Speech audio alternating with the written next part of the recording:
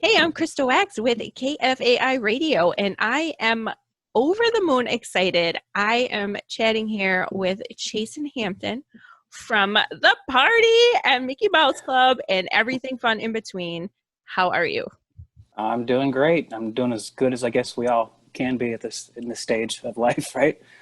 Yeah, I'm doing good. Yeah, life has been really good. Had some good luck lately with the music, as you know. So yeah, all's been positive. Get to spend a lot more time with my kids and my wife. So all's good. Oh, Just that is, just yeah, keep swinging, living day to day. right. That's all important stuff. But yes, oh my gosh, so excited. The party, all albums are now available for streaming, and you're celebrating 30 years. That's a lot packed in right now. As you can tell, I'm super excited. I'll pack it down. Let's talk about the streaming. The party albums are all available to Yeah, stream. isn't Let's that talk crazy? about that. It's insane. Yeah, we've been trying to do that for a good 15 years at least. It's almost harder than trying to talk to the president, because you don't at least if you wanted to talk to the president, you'd go to the White House and you'd say, I want to talk to the president. But it's like we really didn't know who to talk to, who to ask. Disney was involved with us as well as Hollywood Records, and there's distribution companies. Sometimes catalogs get sold off. So my search was really just to find out who owned the masters, who controlled those masters, because all of our fans would always be like, why don't you release the music? Why don't you release the music? Why isn't it on iTunes? And they just didn't understand. They don't understand that we have zero control over that old music. We were under contract. They owned the masters. They were the record company, and the record company owns and controls those masters. So if you leave the record company, they still control those masters. So you would need permission, to use those. And so much time has gone by, and so many people have moved through Hollywood Records, even in Disney, that when you're calling up there, you're talking to people who weren't even born when we were when we were doing our thing. So it's really all about just trying to find and finally connecting with someone who gets the story and who understands what we were and what we did, who we worked with. That there was a lot of value there with just even the amount of producers that we were blessed to be in front of and work with. Um, but yeah, it was a long road, and we just kept knocking. And I have a friend that's part of our Always in the Club team, Yvette, and she was in the music industry. She works with Zach Brown, and she's like, well, let me give it a try. Literally when I was about ready to just kind of give it up, because I knew the 30th was coming up, and we had done MMC 30, a couple years ago, and that was like phenomenal. So I wanted to give the fans something for our 30th anniversary as the party. And, it takes a lot. Like MMC 30 took over a year of planning, like literally every day. So I didn't have that time to put something together for the party's 30th. But I thought, wouldn't that be perfect if, and I told Yvette and I told some other guys on the conference call, this would be my dream right now. If I could at least find a way to get it released, even if I could announce that it was going to be released for the 30th anniversary, almost as a gift, to our fans. Just here's something you get to enjoy finally. And I think we just literally put it out there in the universe. And Yvette started calling up and got a hold of some people and got me linked in with them on email. Before I knew it, I was on a 5-way call with these guys, and they understood the story. They got the story. We talked about the Mickey Mouse Club and that we're still at it, and we're still promoting, diversity and inclusion and helping charities, and we're still out there, and it would be amazing for us to have that to kind of build upon and talk about. Anytime I'd ever go and talk to people and talk about the party, or I'd be in an interview or talking to someone who didn't know who we were, even in a job interview, for say, they'd be like, you worked with who? You worked with Dr. Dre and Teddy Riley and the party, huh? And you'd see their eyes go down as you're talking to them, and they're Googling you, and or going to iTunes. And it's like the great legitimizer. If you're not there, if you can't be found, it's like, what are you talking about? You're not even on here. You know what I mean? It's one of those things. And unfortunately, a lot of stuff gets digitized. Some stuff doesn't. A lot of songs will just get lost in the wind. But I think the timing helped as well, COVID-19, and just maybe everything slowing down. Maybe Disney even said, go dig in the vaults and see what we can make some money with. Who knows what they thought But I think all of those things, and I think us doing shows along the way and getting together as the party at MMC 30, and maybe just the right person started to hear and started to, watch what we were doing. But I think all of those things helped, get that launched. Just planning it in the universe and then kind of, feeding it. Even a couple years ago, Carly Craig, who's an actress, she actually licensed a couple of the songs to be on her show. It's a YouTube show called it was the professional, like the YouTube when they were doing the professional shows. She was doing a show and it was amazing. It was called Sideswiped. You got to check it out actually. And I think it's running for free now under their service. But they licensed a couple of our new songs, and she was just a fan. She's like, I really, out of all the people I'd love to put in my show, my creation, I would love to put the party in. I was like, wow, thanks for remembering us. That's so cool.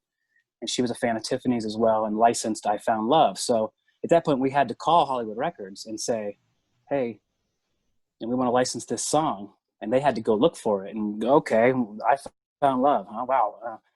But that got it back into their radar as well, And, so now that it's out, all those opportunities are there. It can be licensed for TV and movies. People say, why don't you ever go on those mixtape tours? And the thing is, we really couldn't without music to support, So we have some new music that we put out. Yeah. Yeah, but that's what going on tour is for. You support the music that you already have out, and it kind of works hand in hand. So, and even the promoters would be like, the party, you only have 4 new songs out. But meanwhile, we had this catalog of over 40 something, 47 something songs that were just kind of sitting in a vault collecting dust. So yeah, all that being said, it's very exciting that it came out, and Hollywood Records was super cool about it. And I actually knew, so it was really hard not to say anything. I actually knew before the 30th, but part of me just believed, like, what if I announce it and it doesn't happen? Like, what if it doesn't show up on iTunes? So that night when I knew it was going to pop up, we were up all night just like, oh my God, it's there. Even Albert and Damon, and they were like, yeah, sure. Because I told them this is going on, and they were just like, okay, yeah. we tried so many times, but we were like, just kind of a wait and see. So I actually waited, and then you probably saw my IG video. Of course. Where I talked about that. Yeah. So yeah, super exciting. Oh my, that's even more than you would think. I mean, I think all of us are learning about, and not to steer away for a second, but just with Taylor Swift, with her public incident with getting her master's. And so I feel us as public are getting educated on what this really means. It's super confusing. Remember when Prince changed his name? That too. That's why. Because they owned his name, so he couldn't release songs under his own name because the record label owned his name. So he's like, all right, well, I'm gonna change my name then, right? So it's those little things like that can keep you can keep, like, songs that could change the world, under wraps, so to speak. So, and it was nothing to them. They just, they have a whole system for digitizing stuff like that and putting it out. And I think they put out a number of other bands on Disney that hadn't been released as well. So I know of a couple of others that got released as well. So I don't think we were we weren't like the chosen ones that they went into the vault to find. I think they went in there and unraveled a bunch of stuff. And I hope that they continue to do that, and maybe even unravel the Mickey Mouse Club for Disney Plus eventually, right? Oh my gosh. I was, getting ready for chatting with you today. That was the one thing I was thinking about, where I'm like, why release it? And I know some of it's the licensing of music. Well, that's what people say. No, that's what people say. And a lot of people just kind of speculate, and they don't really know either, Okay. These days, to play songs. Remember when guests would come on the show? Yeah. Like Milli Vanilli or New Kids on the Block. So maybe getting licenses to play their performances might be trouble. But when we did songs, we did covers, right? And when you do a cover song, you don't necessarily have to get permission. You can send out a notice of intent. And the thing is, we're not, and also it's not being sold, it's being streamed, right? So streaming is, half pennies, a quarter penny. I mean, literally it's like 20 pages could equal a penny when it comes to like revenue on streaming. So that being said, people say, well, it's too much money, it's too much hassle. They said that about the party too, because every song had a different producer on it and big producers. So they were like, oh, that'll never happen. But they had, Disney has a whole system for that. Disney is a huge corporation. I wouldn't put anything past it.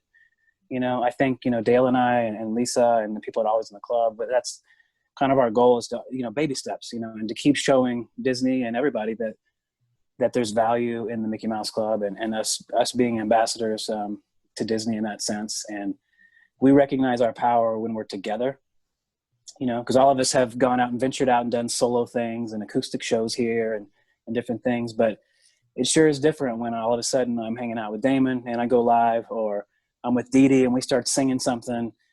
We recognize it's like a superpower for all of us when we're together. So it's fun to go out and represent, and hopefully we can do a lot more things like that. Oh my gosh, I hope so too, because it is a superpower. It's always exciting to see photos of you all together. Obviously, some of it pre-COVID, or if you're just on like Instagram Live or something, but it's always fun to see that. I want to circle back to the party, but speaking of on your Instagram, seeing a photo that you posted last year, I lost everything over because you were with Damon Sharp from Guys Next Door. Another, Guys Next Door was out maybe 30 years ago too, and that was another superpower, just two favorite people of mine. So that was very exciting. He's doing all right for himself. Damon Sharp is man, he has done great, and not only has he done great, but he's an exceptional human being. He's a very sweet guy. He's, super kind.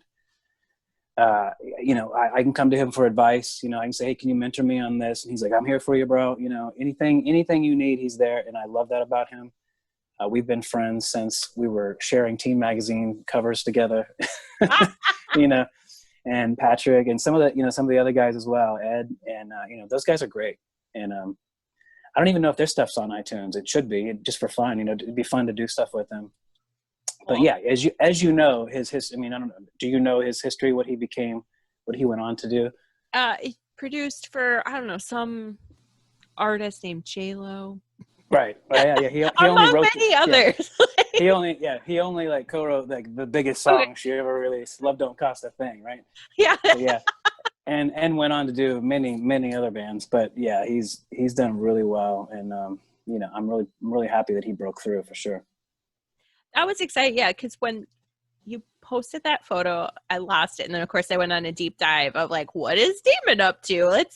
And to find out that he produced or co-wrote that J-Lo song was fantastic, and and the fact that you two know each other and took a recent photo together, it was just all the things that all of us from the 90s just love right there.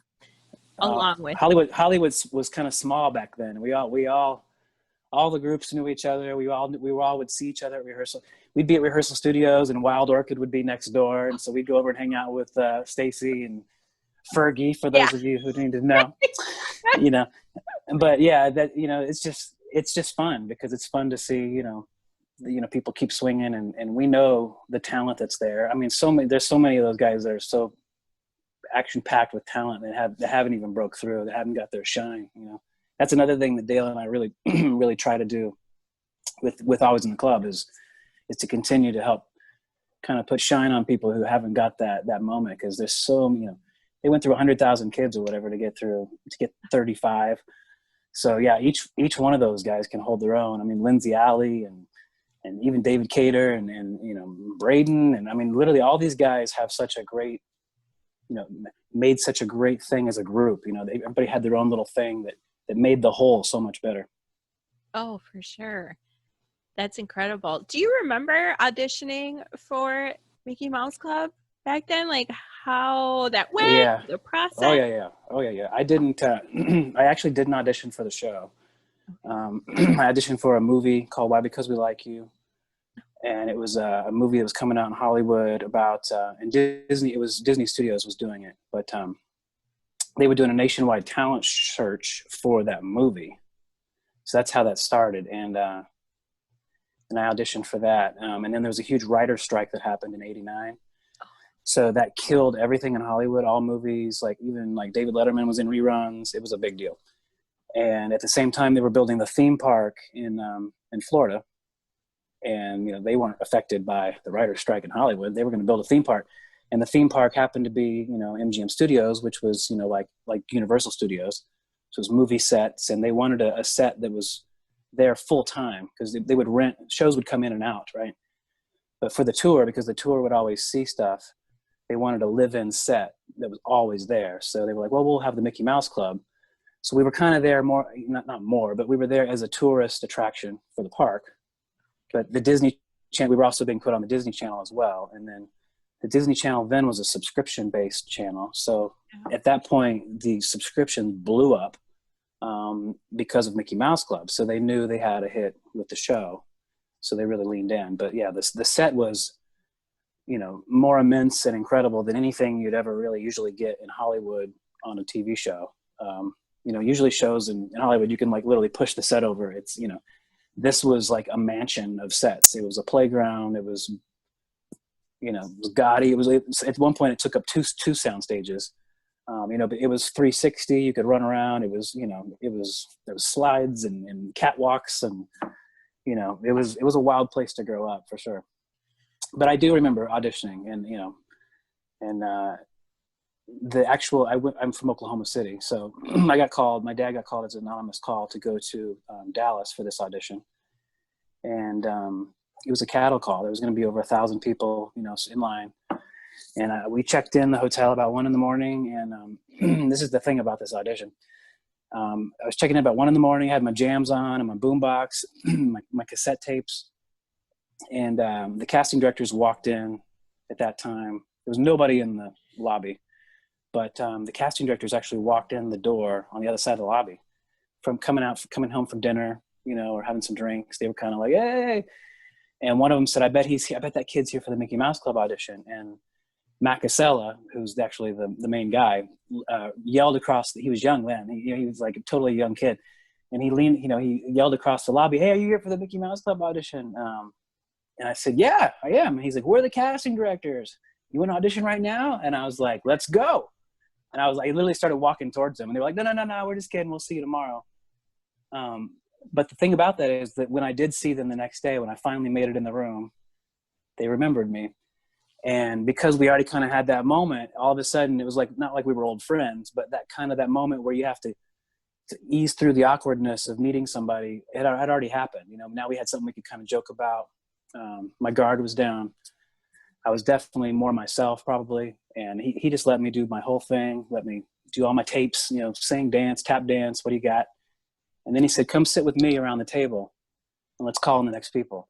So I sat with him for another, you know, 10, 15 minutes. My mom leans in and is like, hey, I'm looking for my son. And before I knew it, they were whisking me off to like an Entertainment Tonight interview. And the lady was like, it was like the old Mary Hart days. And they were saying like, you know, they really like you. And I was like, oh, they do? I don't know. I just, you know, just here. And, you know, a couple of months go by and I finally got the call and got the show. So, yeah. And went to do the pilot. So they had just literally moved me from one bulletin board on the movie over to the other bulletin board for the show. Because Disney was like, we're doing the show anyway, regardless of the writer's strike. So then they changed the auditions because they were still continuing nationwide auditions. And they started just doing it for the TV series instead versus the movie. So, and Tiffany was in that movie with me, as well as Jennifer, I think. And there might have been some others. Sean Phelan, who was in the pilot with us. Yeah, that's where I met a number of the guys and girls that ended up on the show eventually. Yeah. How fun. How old were you at that time? 11. That's so much to go. That's so exciting. If I was 11 and going to, I'd lose my mind. I was doing a lot of competing. I was and I wasn't a sports guy. I did play sports, but I eventually got into theater and you know, dancing and competitive dancing. And there was like a competition that was in Oklahoma that, you know, that you could actually win money and prizes. So it was like, a lot of kids would do it, and like-minded kids that were in the arts. So that's where I learned how to juggle. And because I would meet all these random people backstage. Like one guy would be a juggler, one guy would be a guitar player, one guy would be doing karate, you know, so you meet all these people, and that's kind of a microcosm of what ended up happening on the Mickey Mouse Club. Once I got to the Mickey Mouse Club, you could look to the right or the left, and you know, everybody in the room was just or more talented than you, and you had to you literally had to pick it up and kind of you know, merge into what they were doing. Or you know, somebody might be a better singer, somebody might be a better dancer. You have somebody like Damon who can just literally light up the room wherever he goes, you know, has like the personality of, you know, just, you know, anybody would be envious of. So yeah, everybody had like these amazing talents that we all kind of fed off each other. And that's where they say, you know, the Britney Spears and the Justin Timberlakes and these guys came out of, because there was all of this information to feed off of. There wasn't YouTube back then. There wasn't. So to learn those kinds of things, you had to have had a great teacher. Not everybody has access to a great teacher. Now kids have YouTube. They can just look it up and learn stuff, right? But back then there wasn't that. So now we were in this room full of, you know, everybody was just as talented as the next person, or the best or the most talented person from their area, you know, and they're all in this, you know, in this place. And, you know, jealousy aside and all the things that could have been there, it was amazing. We all just like embraced each other. And, you know, other people might have a different experience, but I can tell you I was there from the pilot, and I came back on season 7 and hosted after the party. So I kind of have a full round view of it, as well as like Jennifer and Josh and as Lindsay and some of the other guys who were there the whole time. But yeah, it was a lot of fun. Fun place to grow up. Oh, I'm sure. I've watched, I back in the day, of course, recorded it on my VCR. My parents' VCR, wasn't mine.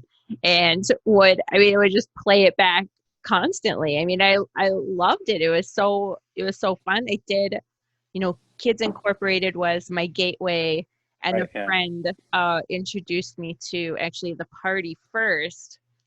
We had a sleepover, and she's like, "The party concert's on tonight," and I was like, "What's that?"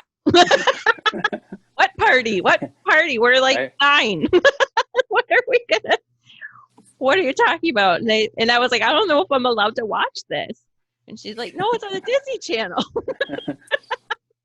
So I remember that night very well, because we watched the party in concert, and I was hooked from there.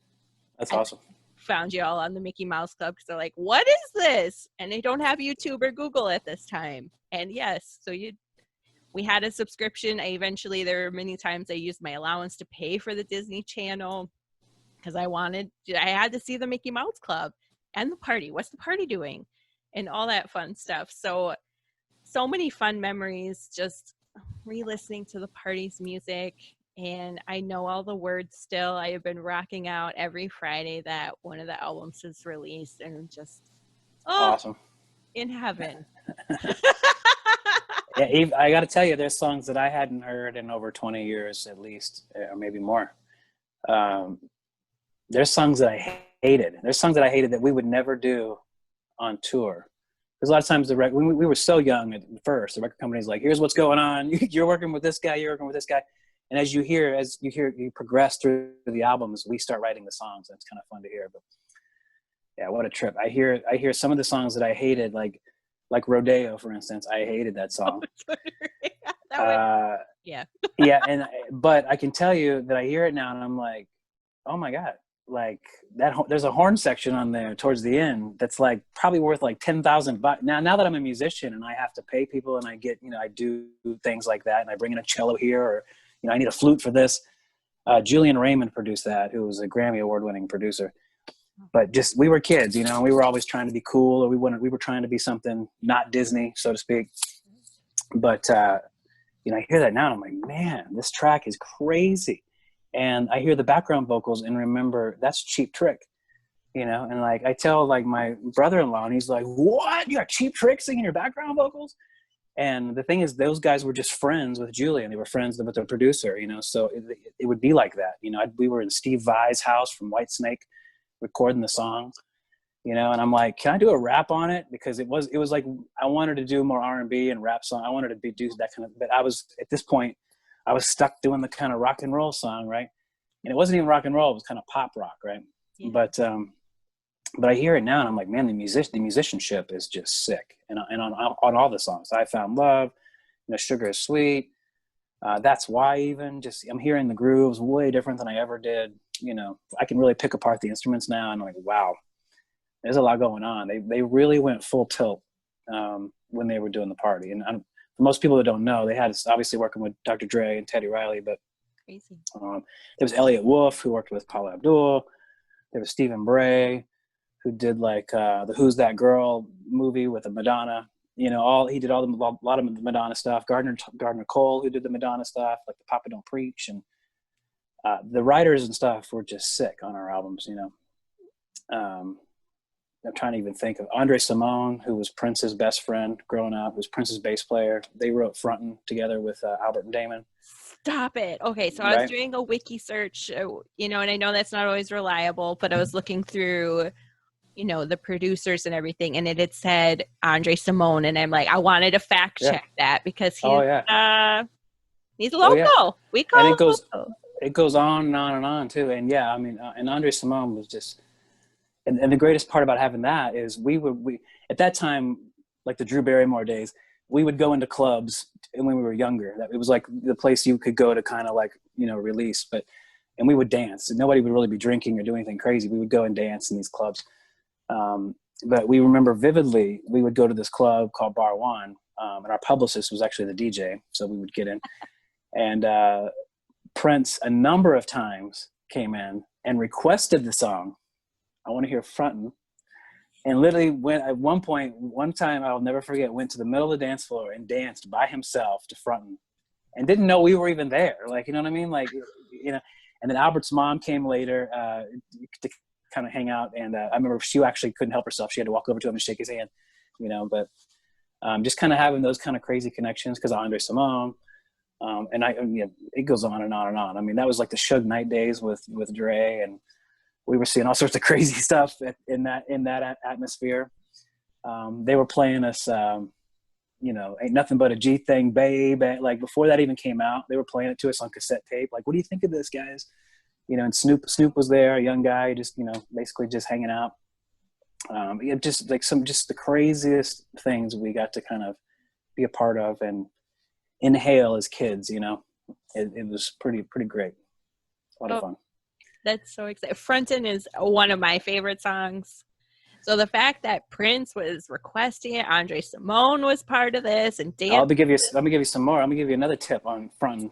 This is like a hip hop history. Can't wait. Our choreographer was Terry Bixler at this point. We had different choreographers, but this is when we were like really hype. And we had our choreographer was Terry Bixler, who did the chair dance in Rhythm Nation. He choreographed the chair dance, right? So he was one of Janet's choreographers and one of Janet's dancers. Oh, and because of that, he would, you know, Janet knew he was choreographing us, so Janet would listen to us, and, you know, even came to a couple shows. But he, you know, and she would be privy to songs that he would be choreographing before we even released them. And she heard Frontin', and before you know it, took the same sample from Papa Don't Preach from James Brown. And now I'm gonna draw a blank on the song. Oh my God, what's that song? Oh, I'm gonna go crazy now. Oh, it's one of our biggest hits. I'm gonna think about it. It's not Escapade, but it was like during those times. All right. It was a slow song.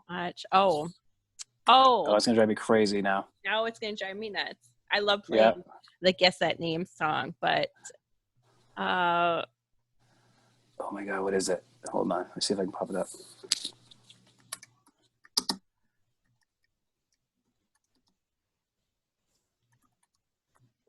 Also a huge Janet fan, so oh my gosh, That's the Way Love Goes. Ah! Yeah, took the same part of this, you know, literally the same sample, but made That's the Way Love Goes. Completely different song, different speed, a little bit, but that's what's fun about, you know, that kind of stuff. It's those connections that we all had to each other. And that's why Janet knew about us. And even like, I don't know if you how well you know the party as well, but like, I don't know if you remember that song, Needing Someone. I did a song called Needing Someone. Yeah. I wrote that with a guy named Cliff Magnus. And just met him, and he worked with Wilson Phillips and Quincy Jones, a lot of guys. And that guy ended up meeting up with a young girl, and I don't know how it came to be, but he ended up writing and producing Avril Lavigne.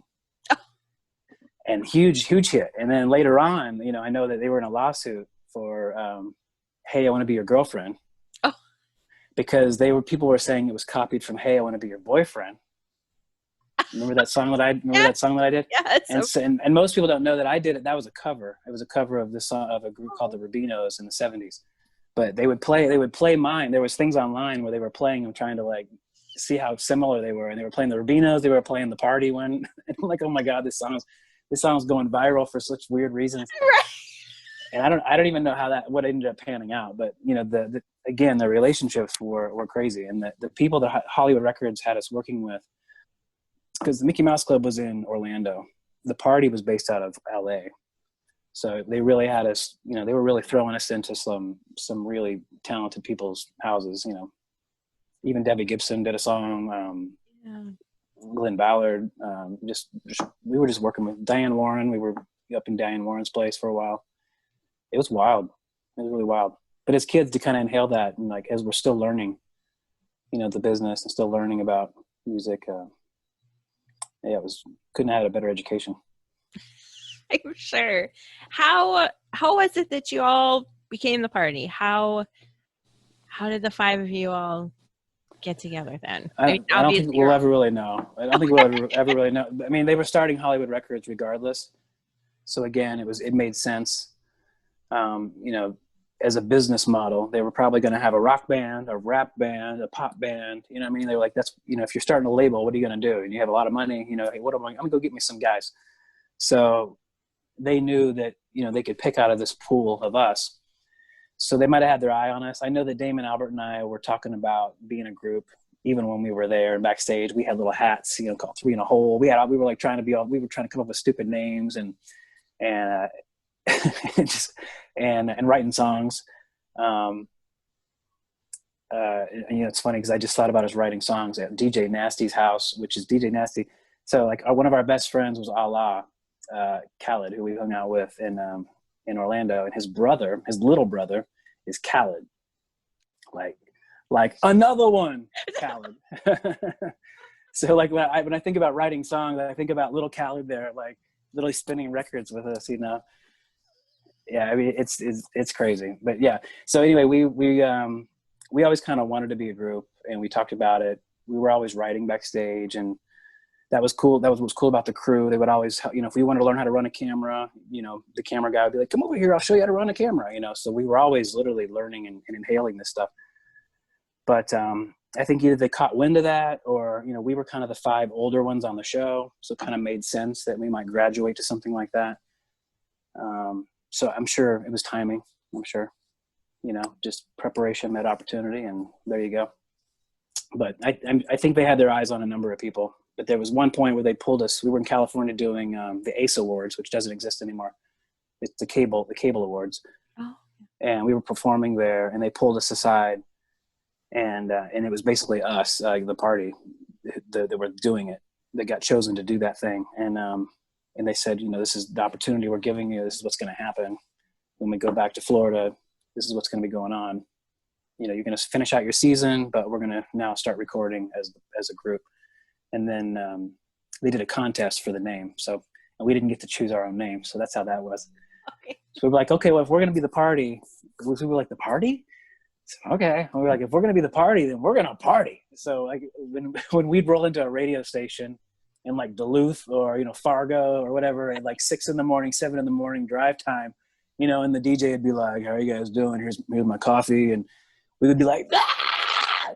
We'd come in and the guys would be like, oh my God. And sometimes they'd have fun with us, and sometimes they'd be scared to death of us. We would just, because we'd be really calm. Like we'd be like, oh yeah, here we are. And then all of a sudden it seems like 3, 2, ah! We would, of course, Damon and Albert following along, and me right there. So Of course, Dee Dee and Tiffany would just look at us going, "You guys are nuts." But yeah, it was a blast. I miss those days. Some of the best days of our lives, for sure. Oh, I'm sure. How fun. That's why it's fun to listen to that music for us too. It's a flood of memories. You might remember watching us on stage. We remember watching you guys on stage. You know what I mean? So when I watch some of those shows, you know, that we uploaded, I can remember those shows. Really? Oh yeah. That's when I see them, I remember them. I'm like, oh yeah, okay, I remember doing that. I remember hanging off the lights right there. Yeah. Yeah, I'm so excited. So people can, if they have party footage, the party video footage, they can send it to you. Is that? Facebook me or IG me, private message me. We'll hook it up for sure. Yeah, I'd love to see it. Love to upload it. Yeah, I've uploaded what I have. I know my dad has a mother load, but I can't get to him right now because I'm in Boston right now. Oh boy. But when I get to him, I'll go digging for some more for sure. Oh, that'll be fun. Yeah, I wasn't, so you posted a St. Paul, Minnesota State Fair show where you opened for Color Me Bad. I begged my parents to go to that show. They like the party. They love I Found Love, and that's why they got into the music too. But I couldn't go because it was Color Me Bad. And I begged. Oh, I Want to Sex You Up was too much. You know it. No. They were like, no. And that always killed me because we were actually at the state fair that day and I heard your sound check and I was like, it was still, I am an older woman now. And that is one of the worst days of my life that I wasn't able to go, but I was able to watch the concert a few weeks ago on YouTube. Thanks to whoever recorded it. That was, so I was squealing and jumping around like if I would have been there. So I feel it was the state fair of all things. So there was not, the problem with those shows when you're doing those kind of roadway like shows is there's almost too much distance between the stage and the front row. It's sometimes there's a fence there. If I remember, I don't know if that was one of the ones where there's a fence, but sometimes there is. And it's very awkward. You know, a lot of times we would jump in the audience. That's what we would do at that stage when we were when we were doing the free stuff, especially like on Life Ain't Nothing But a Party, that long ending that just kept going on and on and on. What we usually do there is start bringing people on stage, which pisses everybody off. It pisses the promoter off. It pisses the security off. It's like, oh my God, they don't know what's happening. And we're like just shoveling people on stage and we're all dancing. So, you know, cause we're having a party, so that's usually what's happened. So it's hard to see those shows and see the restrictions. And I think another one I posted, it was one of those where there's no incline on the audience. So they make everybody sit down. And we would always come out and go, let's get up, get high. You know, we're dancing our butts off, you know, so it was really hard to see just people just sitting there, you know, like we wanted to see people getting hype with us, you know, it just made it more fun and, you know, it made our show better. But you know, immediately security be like, get down, you know. So usually we told them to get up anyway. We were teenagers, so we were pushing the boundaries a little bit. You got to do it. You know, they have since redone that whole area at the state fair. So there is an audience that's in that space. Just a quick update in case you come back or you're thinking about it. Right. There's more space and we can stand up. So like I told you, we did move up. That was where we did our first show. And I'll never forget, our tour bus pulled in there and it was our first show. And they said, we saw the program and it said Sinead O'Connor was the headliner that night. So we're like, we're opening for Sinead. This is cool. Because occasionally the way they would pair you up, you would be performing at a certain time. And then they would actually have a headliner that they had booked unbeknownst to you. So you actually would be opening up for somebody like Das Effects or some, you know, CC Music Factory, you know, that you were like, oh, we didn't know that was going to happen. But it was always fun. So, you know, as we're driving in, there's like a huge stage setup, not at the roadway. It was like in a different place in the property. And we were like, oh, this is amazing. Look at that big, it was incredible. Like it's huge lights and they just kept driving in. And we're like, oh, I guess not. And then we ended up like on a double wide, like a flatbed, you know, that had been, where it was like half had a little bit of cover on it. And I'll never forget, like, there were other local bands there. They were just like, who are you guys? Like, don't touch my stuff backstage. But then, of course, when we got out there, we immediately saw the draw because the Disney Channel was promoting those shows. So like I said earlier, there's no internet. There was no way to get those messages out back then. You had to, either read the paper or listen to the radio. And in this instance, people who watched the show, they would promote where we were going to be. So this was the first time we actually saw the impact of that, because it was the first show. And the crowd just going nuts, just pushing everybody else aside, trying to get to the front of that little area, which we just kind of closed down. So everybody else was really we were definitely in the wrong place.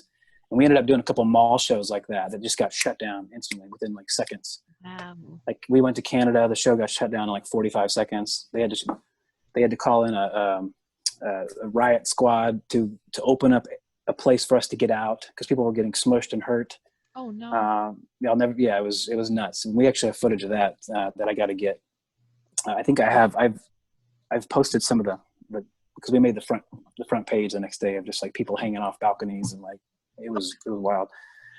But we never did after that. We didn't do that anymore, because they recognized that the power of the Disney Channel brought such a draw, brought such an audience, because we had already familiarized ourselves on the Mickey Mouse Club with these people. We were all family at that point, and they're loyal too. Later on in life, we've realized what we've meant to a lot of people watching, and a lot of people who had no friends, who might have been, ostracized in their neighborhoods, might have been even maybe gay or hasn't come out yet, or, one girl wrote me, she was a mixed race, and she was the only person of color in her entire school, and felt, that when she sat down at 5:30, she knew she could see somebody on TV and recognize, an Albert or a Rona or, a Tara, and feel comfortable. And that's, realizing that later in life that we meant that to people is really powerful. So that's kind of where we're at now in our kind of passion, and pushing that kind of stuff, the diversity and the inclusion. And I think that's why people have been so loyal to us. And I know you weren't at MMC 30, right? No. Oh God, it was insane. Oh. Even the other Musketeers, I had no idea. They were we walked in that room for the sound check. It was this insane, huge, empty room. And I remember Tony looking at me going, "This is where we're playing?" And I'm like, "No, this is the lobby. Wait till we go in the next room." And he's like, "What? What?" And I'm like, "Yeah." And Dale's like, "Yeah, pal." And it's sold out. And so, and it was really fun to see the surprise of Rocky and Lindsay and these people going, "Whoa." And really to feel that love from so many people at once was, hadn't had that happen in a long time, for a lot of people. Oh my gosh, that's so incredible. Yeah, I really wish I would have been at MC30. I was watching everyone's Instagram. I was stalking like a hawk, what's happening? Who's there? What's happening? Who's performing? I was looking for anything I could see because I was unable to make it. But once we partnered, because we had started planning it, we weren't at Disney, but once we partnered with Disney, it added that extra magical element, they don't they know what they're doing, you know what I'm saying? They do this all the time. They don't fail, you know what I mean? Whether it was going to be the Mickey Mouse Club or some insurance company that comes in there, if they're running an event, I mean, it's there's arrows, there's things, here's the bathrooms you're using. Hey, do you need help? I can lead you to the bar. There was so much going on there. They had so much worked out and made it such a breeze. But yeah, and then they put us in the parade. They were super sweet to us. It was great. That's so cool. That's actually makes me like Disney a lot better. I mean, obviously they put Mickey Mouse Club out, but that's great that they got behind you and helped you all out and were part of it too. Yeah, I mean, I don't have any siblings, and so I grew up spending summers alone because my parents both worked, so I was home alone during the summers, and I watched MMC all day. I was trying to learn the dance moves, or I was watching the party. I was fronting. I was always watching any of your performers, trying to do the dance moves with y'all, and it was just those are really like great times. Like sometimes I'm like, oh, skills of a misspent youth, but you know, it was super fun just listening to your music and watching MMC over and over until like ad nauseum. I mean, yeah, I had the rule of the house. Like, of course, blast the stereo. It was just so much fun. Yeah, and I'm like you. I have no siblings either, and most of the Mickey Mouse Club kids did, which I can't imagine how incredibly much harder that made it for their families to move about. But yeah, I was much like you, which makes me more loving of the club itself, right? Because I became so close with these guys. They became my brothers and sisters that I've kind of never had. So yeah, and I know we became that for a lot of you guys. So that's really special. For sure. So there's all kinds of fun party merchandise that's available too. We are celebrating 30 years of the party. I mean, 90210 celebrated their 30 years. I mean, I cannot believe. Watch out. Ooh! Surrounded by crap. What can we all find for merch? I saw masks, which is good. Well, so yeah, people were asking for masks, so I was like, why not? We'll throw us a mask, you know. But because every week, every Friday, a new album was coming out. So when Free came out, we threw up the free masks. MMCreunion.com. We have a little collection going on there. MMCreunion.com. Yep, it's there. And we made some sweatshirts and just, you know, some fun stuff. I had some pictures we had made into like some notebooks and phone case, you know, fun stuff. You know, just to kind of, what had happened is on the 30th anniversary, which was August 31st, Hollywood Records wasn't ready to release the album then. So I wanted to announce then that, you know, the music's going to be available. That was kind of like the thing. But then I was like, well, what can I do? So I'm like, you know what? I'll make some anniversary, you know, merchandise. So, and I wanted to make that pin, which sold out. I don't know if I have it here, but I made like a limited edition pin because Disney folks like pins. They make, you know, they wear the lanyards. They trade their pins. So it's kind of like, it just kind of goes hand in hand. So we made a limited edition party pin with the 5 original members on it, and, you know, established in 1990. And then we were like, why not? Let's throw some shirts up there and a lot of fun stuff. So yeah, I mean, people ate it up. So it's fun to see people wearing it and playing the songs and singing the songs. But yeah, that's there. And we launched MMC Radio now. So MMC Radio's there. And so you can just listen to anybody who had anything to do with the Mickey Mouse Club is being played in rotation. So, you know, the Tony Lucas, the Justin Timberlakes, the NSYNC, JC solo stuff, Matt Morris, Ryan Gosling solo stuff. I mean, you're hearing just about anybody who was on the Mickey Mouse Club who's had music put out. It's on that. So that's fun. And there'll eventually be some shows, some original shows they'll put up there. And so that should be fun. Yeah, we're just keep trying to build and keep, if we can't go out and play live shows right now, then we got to keep people around, keep people, informed as well. We really want to continue to do some live shows like we did at MMC 30 because that was so much fun. But we just can't right now. So until then, we do have a thing at next March. Give Kids the World is doing a benefit that we're going to be at. I believe that's March 24th, 25th. I'd have to double check, but I think those are the dates. You can look at that on alwaysintheclub.com and some different things. But we're going to be on a panel, kind of not like MegaCon, but it's like a panel there with the president of Disney and some other people from Aladdin, the movie that did the voiceovers and who wrote the music and some different stuff. But all of it goes to charity for Give Kids the World Village. I don't know if you're familiar with that. No. Give Kids the World Village. Oh. It's in Kissimmee, Florida, and Dale and I actually went and toured it. I live literally on the Kissimmee and Orlando line. My dad lives there, so I know that area well. And this place has been there forever, and I never knew it. It's like a hidden gem, and it's basically an entire village built for children who are terminally ill, and a lot of times it's built for families to come, their entire family to come and be together. And they have rides within this village. So Disney, Universal, I want to say like Publix and Goodings and Hasbro, every big company you can ever imagine has put money into this place and built and sponsored rides that are in this village that are handicap friendly. A wheelchair can fit on, like a Ferris wheel kind of thing.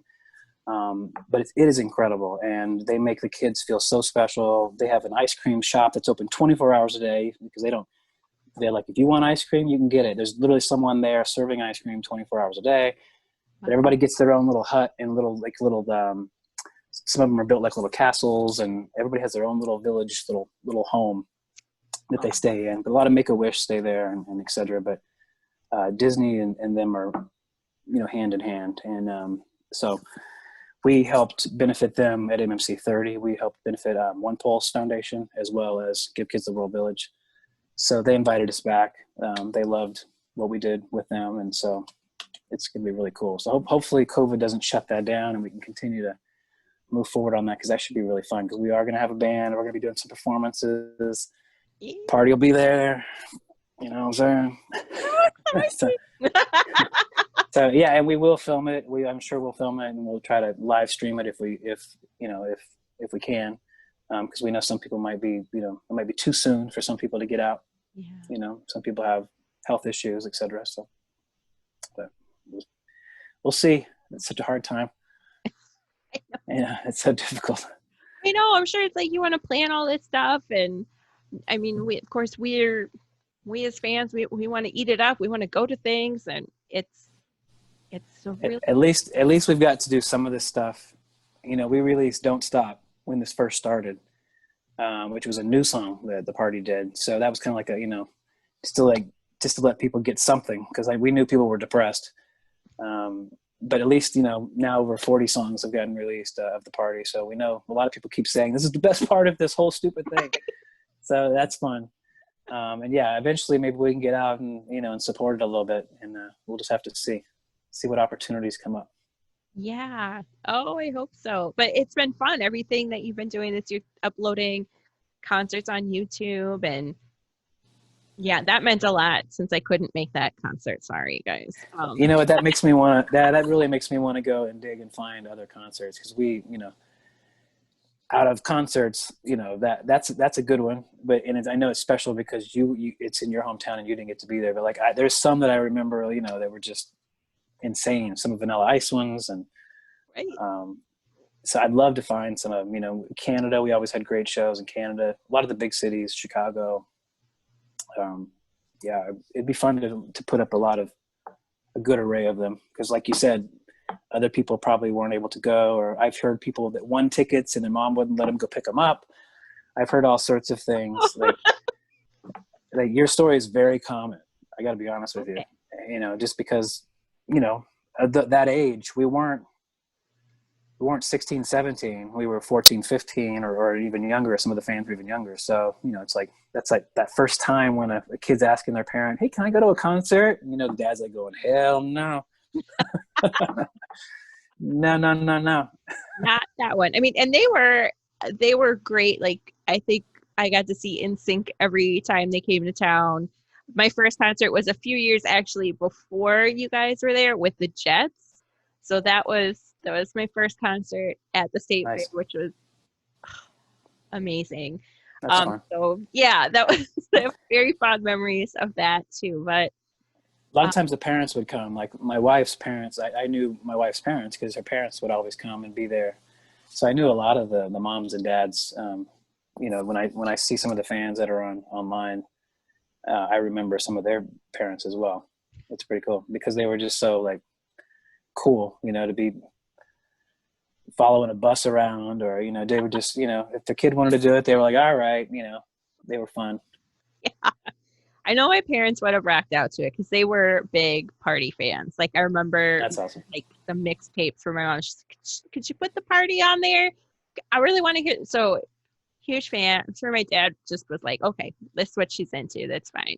Because we would all, I would watch Mickey Mouse Club all the time. So on my VHS tapes. And so they were around. I didn't have a TV in my room. So we all, I'm sure I'll say, hey, guess who I talked to today?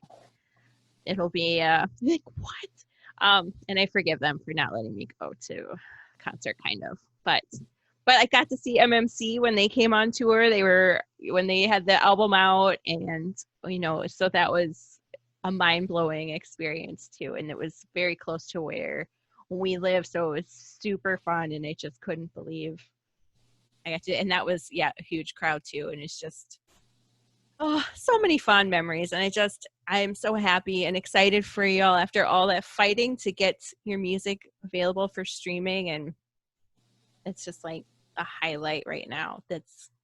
Everything's right. That's cool. Yeah, I mean, it was always just the weirdest thing, because you didn't know you could call, but it'd be calling a huge corporation, like, but you wouldn't know who to ask for, Yeah. So there's certain people that are in charge of the vault and, like, asset management and different things that you have to kind of weave your way through and find and then elicit a response. Because, a lot of times you can email somebody and they don't respond. Right. You call somebody and then they're like, I don't know who you are, and they don't call you back. It'd be like if you calling Sony Records and expecting them to pick up the phone. It just doesn't, it doesn't matter who you are, Yeah. So yeah, we're just very blessed. It's great that it's there, and really appreciate Disney Music Group and Hollywood Records for doing that, for sure. That's exciting. And there's a MMC holiday album coming out. Is that That's a rumor? Right, yeah. It's true. No, that's out. Yeah, for sure. We did a crowdfunding thing where we did a lot of perks and a lot of fun stuff, and raised money to do an album. It was Tasha's idea when we left MMC 30. She's like, we should do a holiday album. And we were like, yeah, okay. And then once COVID hit, we were like, this would be a good time to really buckle down and do that, because we have the time to do it, for one. But there's a lot of people in need. There's a lot of people who need COVID relief. So we decided to go with a charity that gives relief to frontline workers' families who've lost, the frontline workers who've lost their lives, their families. So families of frontline workers who've lost their lives. And as well, Music Cares, the Grammy organization that helps musicians that are in need of assistance. So we picked those two charities and decided to benefit them. And we asked, our brothers and sisters who had time to do this, or who had the means to do it, because not everybody had a recording studio in their house, or had means to go do that. But we got a good 16, 17, I think, on the album, and it's pretty cool. Like, I was thinking, you think Christmas song, it could be kind of corny, right? But then, it's the spirit of who we are. It was almost like I told you when we all got in the room together and we all were like, what you got? Oh, okay, I do this. Oh, do you rap? I rap. It was almost like it's such a friendly, competitive thing. Like, we make each other better because someone will see someone raise the bar, and then we're like, oh, okay, I got you. I see what you did there. Hold on, let me go redo mine. And it literally, we raise each other's bars like that. So I think when the first person turned in their first song, everybody else was like, oh, okay, it's like that. All right. So yeah, there's some really great. I mean, the whole thing is great. Honestly, it's really special. It exceeded my expectations, and I say that, but I already know how talented they all are. So it's good. So that'll be out Black Friday. I think there's going to be a virtual release party that's going to be advertised on the mmcreunion.com. You can see it on there. And also the Always in the Club stuff. alwaysinclub.com. But yeah, Black Friday, it'll be out. Okay. But it's called Why? Because it's Christmas. Love it. Oh my gosh, I'm excited. There's something else to look forward to. Benchmarks. There's a lot of good. There's a good group of them in there. Lindsay and Jen and obviously Tony and Rona and Dale and myself and Nita and it's good. So exciting. Dave Cater, Blaine. Oh, Blaine's song is insane. Yeah, it's good. Such a talent. Everybody on that show is just so incredibly talented. It's so exciting to see y'all reunite, and put a little album out. Yeah, I hope. Yeah, I'd love to keep it going. That's the fun part. Is every time we do something like this, we all get excited, and it's fun for us to be together and do stuff together. So hopefully that just fuels us to keep doing some more fun stuff. I hope so. I look forward Yeah. to it. I'll be keeping my eyes out, and I'll be watching some of the other archive party concerts, not just the one from St. Paul. Well, Yeah. thank you so much for joining me, Chasen. It was so fun chatting with you and reminiscing. Right. Thanks for having me, for sure. Thanks for all the years, because I know you've been there since day one, pretty much. So I appreciate you. We get it. We really, it's a blessing.